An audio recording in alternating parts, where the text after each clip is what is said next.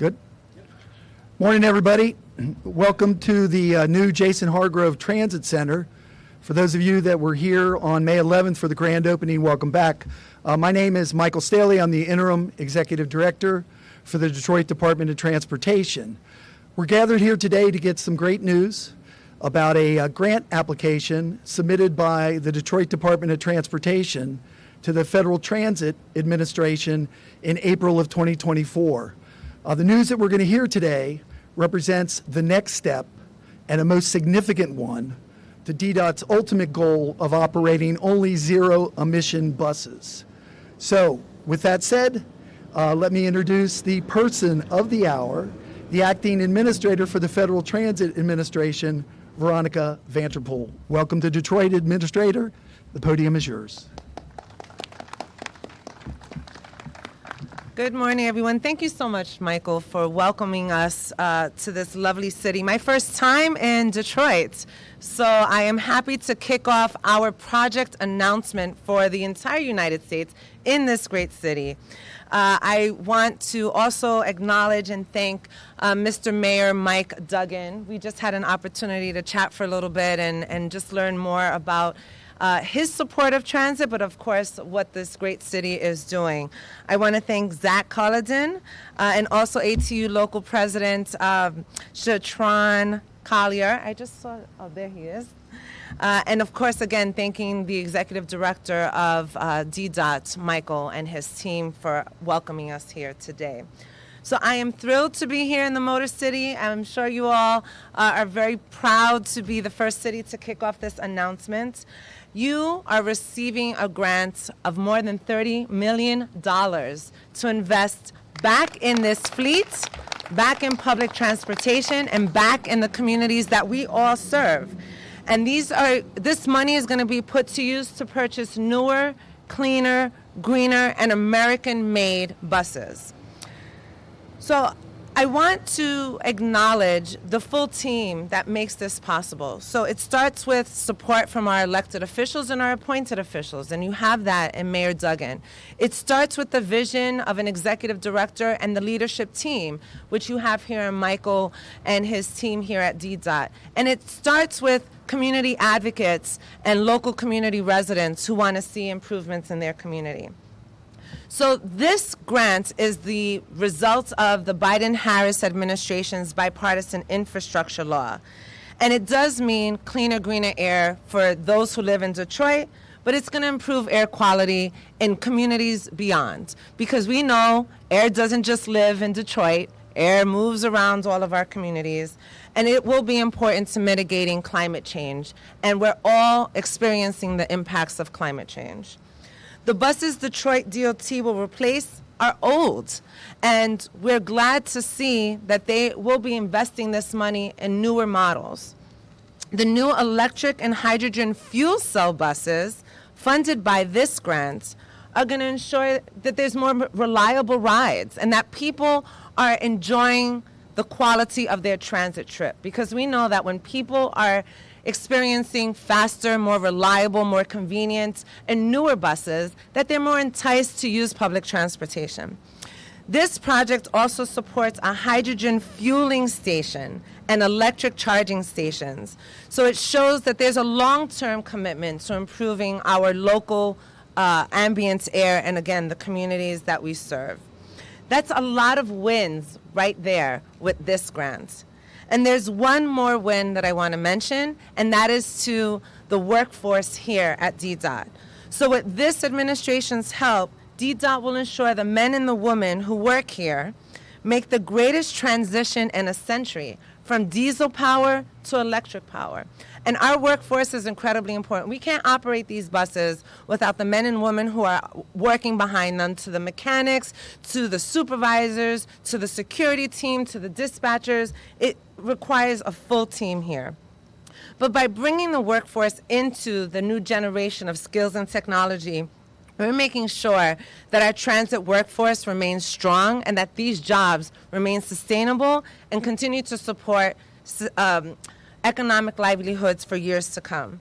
So the bottom line is that projects like these really do better connect our communities, and it makes it easier for everyone to connect to everything that matters. This promotes equity, and it gives people more of a chance at opportunities in their community. So many of these buses are going to roll through neighborhoods that have historically suffered from poor air quality and elevated health risks. So I'm excited to be here to be part of the effort to make this change.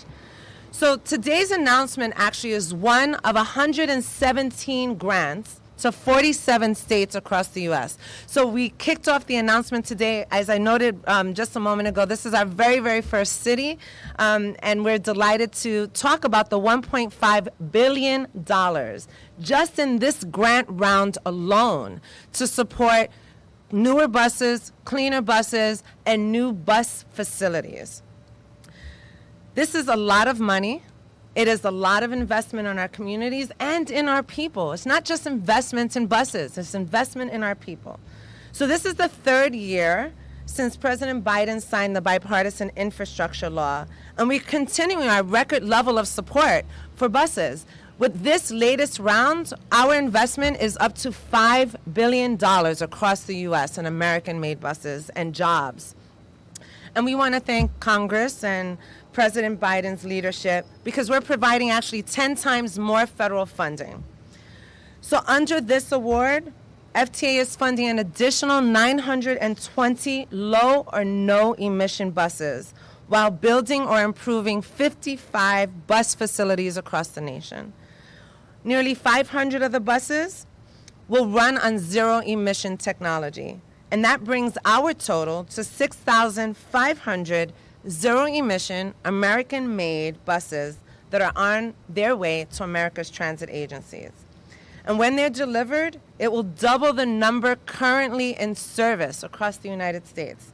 That's twice as many quiet, non-polluting buses that we've seen in a generation.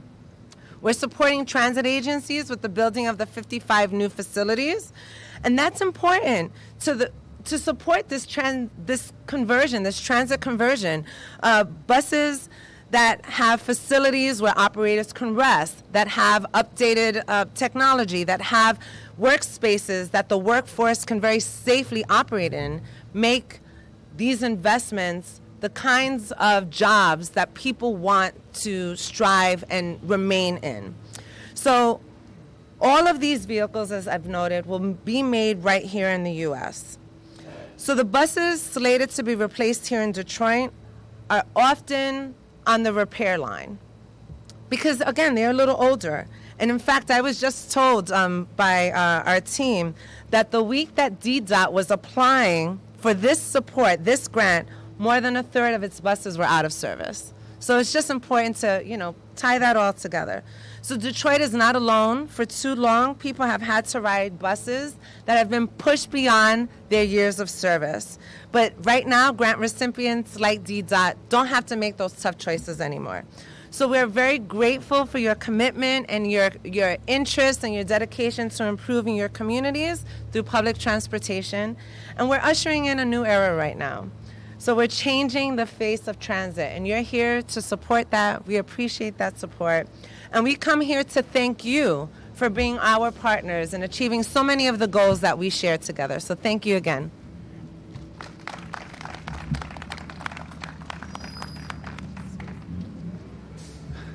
Thank you, Acting Administrator Vanterpool, for being here today with some really great news. I'd like to introduce next the Chief Infrastructure Officer for Governor Whitmer's office, Zach Colladin.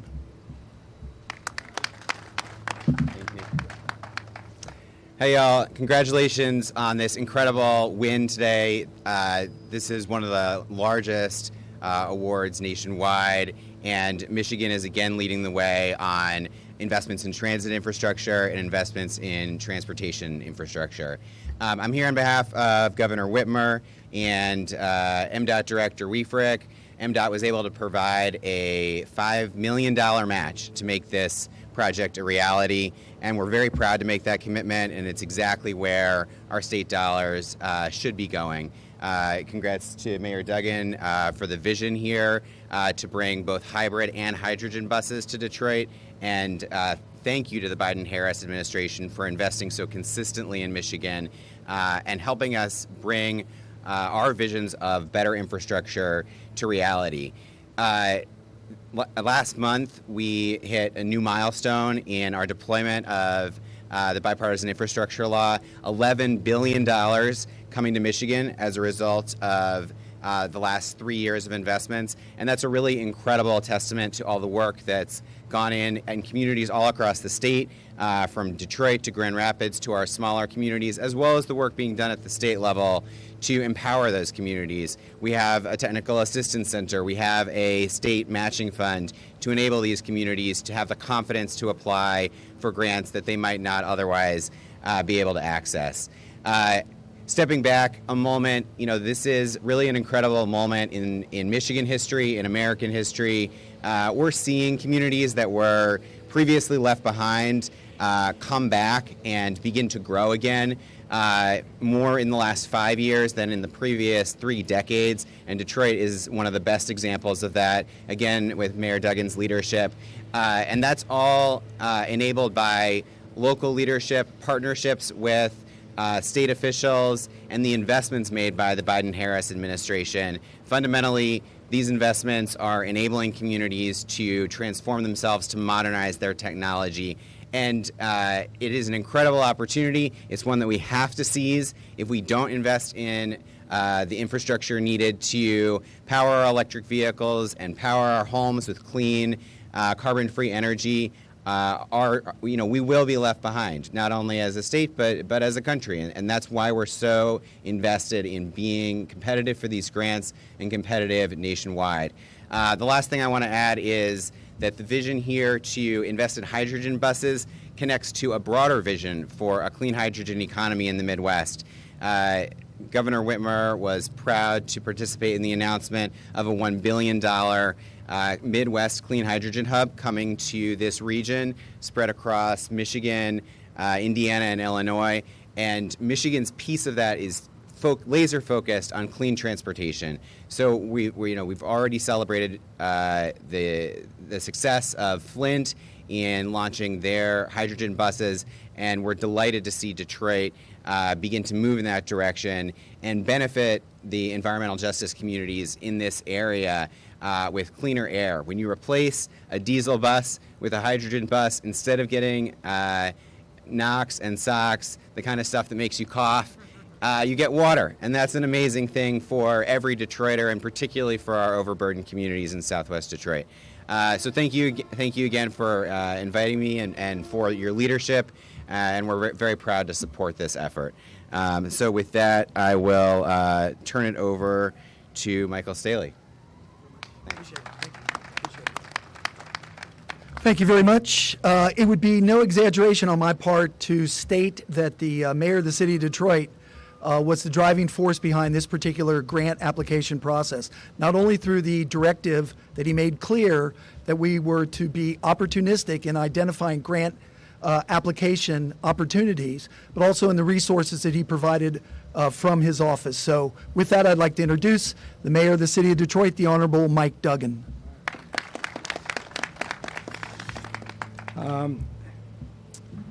I want to say thank you to Administrator Vanderpool on her trip to Detroit to announce these buses. And Madam Administrator, I tell you, the last federal official who came here on a bus announcement was about 8 or 9 years ago. Vice President by the name of Joe Biden came here to announce the buses to Detroit when we were in trouble. And this is why it matters. The Biden administration has supported us from the beginning, and again is helping us rebuild this bus system. I spoke over the weekend to that proud Michigan resident, Secretary Pete Buttigieg, and thanked him for his support on this grant. And of course, Governor Gretchen Whitmer and the State Infrastructure Director, Zach Colden, with a very generous $5 million grant. This is what happens when we all work together. And I want to have one other shout out to the city's infrastructure director, Sam Krasenstein. He was briefly a local celebrity during the NFL draft where he rerouted the traffic, but he is the mastermind behind the rebuilding of the city's infrastructure. And I'm sorry we got delayed here for the media who are waiting, but our problem was Administrator Vanderpool. Turns out she started her career as a bus driver. And once we got on the bus, she got so busy pointing out the different features and advantages of this bus that we kind of ran behind. But I had to get her off before our union president, Collier, came and tried to hit you up for union dues. But she was ready to take off. I don't know when we've had a transit administrator who was a bus driver herself, but you have somebody who deeply understands the importance. And if you were to rewind the clock 1 year, the number one complaint I had from Detroiters every place I went was the poor bus service from DDOT. And it was substandard. And we got a ways to go, but we know what happened. During those 3 years of COVID, a lot of our bus operators quit. They weren't willing to do that dangerous job for the pay they were getting. And I wasn't paying attention to the fact that with the bus service way down, we stopped ordering replacement buses. And so the administrator was kind in saying a third of our fleet is not working, but it's because we did not keep purchasing replacement buses on a schedule that we should have. We're now playing catch up. But with the job Michael Staley's done, we have 150 more bus drivers working today than we did a year ago. We are fixing, you can clap for that, that's good. We're fixing the old buses we have, but with the help of the Biden administration, we have 45 new buses coming in next year, and now 25 buses coming in with today's announcement in 2026. We're going to replace a quarter of the entire fleet in the next 2 years. This is going to allow us to continue to expand bus service to residents of the city of Detroit, and this is life and death to our community. And if I can put in one side pitch for Governor Whitmer, the only thing stopping us now from dramatically expanding the number of buses on the street is the state of Michigan's SOAR legislation, which is stuck in the legislature. It would provide permanent funding for transit to cities across the state of Michigan. And with the new buses that we have coming in, we can put more service on the street. And I hope the legislature will act quickly when they return from break to support the governor, get a version of the SOAR legislation through, and let's start expanding transit to have a first-class system. So today, you know what we're doing. We got a beautiful transit center here. Folks are no longer standing out on Woodward in the elements, waiting for the connections. They have a beautiful Jason Hargrove Transit Center. Over on Schaefer, we are building a garage, the first time in decades, which is going to allow us to maintain our fleet much better than that. It's also because of the Biden administration. And now we're getting the kind of bus fleet that we need. And to add to all of that, you're going to be able to breathe a little easier because we've got hybrid vehicles, the first hydrogen vehicles. You know what we've done. Our parking enforcement vehicles are now all electric. Of course, we're about to become a national leader in building solar fields to power our buildings, and this is a step toward fighting climate change. All of that has come together, and I have to say the progress that has been made in full partnership with ATU, our bus operators union. And at this point, I want to bring up their great president, Shatron Collier. Good afternoon or good morning to everyone. So for the people, I see some people out here that actually use the bus service. And for you, this is definitely a lifeline. As an operator myself for over 33 years, going out there every day, picking up people, nothing was more disheartening for me is when I pulled a bus out in service and it broke down in the middle of a route because it was either old or, you just got too many miles on it. And this infusion of money will now make our service here in Detroit more reliable. I believe it's essential that Detroit be the lead in this region, seeing that we are the largest transit agency in Michigan, to be the bar for everyone else to reach up to in helping provide reliable service as well as clean service to the environment. The buses that they're replacing, I guess they're saying they're from 2014. There has been so much innovation in bus technology in the last 10 years that will now be of a benefit to the public as well as to the environment. And it's greatly needed. At the end of the day, I'd like to thank everyone who played a part in this. I know the mayor's administration has made it a priority, has made DDOT a priority. And throughout my career here at DDOT, I don't think that there's been a mayor that has made DDOT more a priority than Mayor Duggan. He's listening to the calls of the people about where they're lacking, and he's addressing their concerns. And this money, along with this administration and actually with the state and with the federal, with FTA stepping up, you can see what happens when everything works together to focus on one mission, how things can happen. And so ultimately, at the end of the day, this is a benefit again to the operators that go out there every day and the people who will be standing in the stop waiting on these new coaches. And actually, it couldn't have been done, as other people said as well. The Biden administration has invested more money in transportation than any other administration in American history. That's directly connected to the everyday working class person. And when you talk about, we're here talking about buses, but we're also talking about trains, planes, and any other form of mass transit out here in the United States that would be taking advantage of this money that is now being infused. It's going to help with training, retaining, attraction, and providing the service that's well needed for the public across the transportation industry. And so let it be known to everyone, ATU is riding with Biden.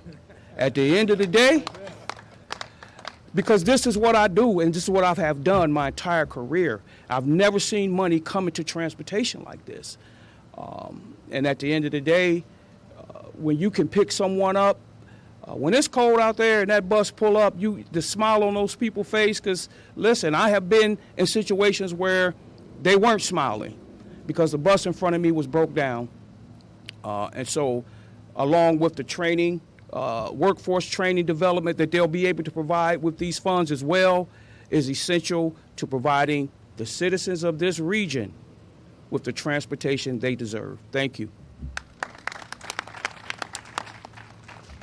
Thank you, President Collier. Let me close out the formal remarks with a couple of acknowledgments. The mayor already mentioned Sam Krassenstein, but I'd be remiss if I didn't acknowledge his role as the team lead on this grant application process. Ricky Yamakor from DDOT, Capital Projects Manager, Gio Joy, Maintenance Manager, Kenesha Yop from our Grants Department. Your technical expertise was indispensable to the successful award of this grant. Finally, we have a number of our transit advocates in the audience. They were here on May 11th for the opening of the Jason Hargrove Transit Center. They're here with us today. I know we don't always see eye to eye, but there is no daylight between us in our advocacy for better public transportation services in the city of Detroit. So one last thing, I never truly appreciated the authority of the FTA until today. The ability to control the weather was truly impressive. So with that, let's get to the main business at hand, the presentation of the check. Thank you, everybody, for being here today.